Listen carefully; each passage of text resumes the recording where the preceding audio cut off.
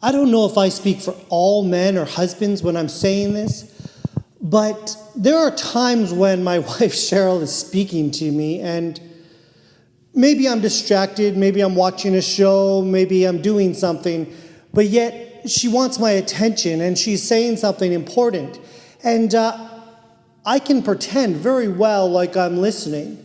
But then after a minute or so, I suddenly realize I have no idea what she just said. Because I really wasn't actively listening. I wasn't paying attention. I wasn't making it a priority or focusing my attention to hear what she had to say.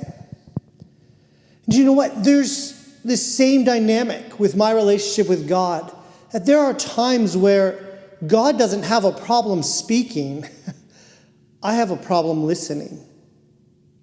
There are times when he wants to have my attention, all my attention, and he wants to speak to me encouragement. He wants to speak life into my life. He wants to give me direction. He wants to give me wisdom.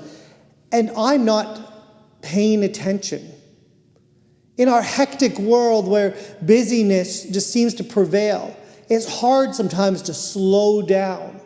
There's so much noise and chaos and things happening that sometimes we miss the voice of God because we are not listening.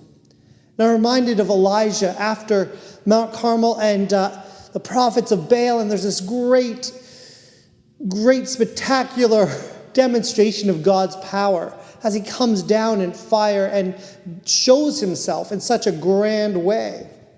But shortly after that, he runs to the desert, and Elijah is going through depression, and he wants to die.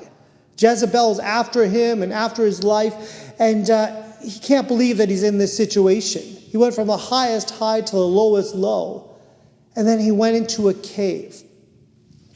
And you know this story well, but God came, and he came 3 times in loud ways. He came as a fire. He came as an earthquake that shook the mountain. He came as mighty wind. But then finally, he came as that gentle, still voice. And we've been talking a lot this way at Glad Tidings lately because we want us to grasp and understand this idea of abiding with God.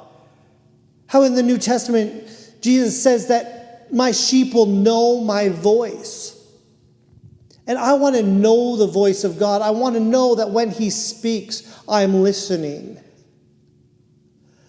In the book of Hebrews 1, verse 1 to 2, says this. It says, after God spoke long ago to the fathers and the prophets, many portions and in many ways, but in these last days, he has spoken to us in his Son, through Jesus, whom he appointed heir of all things.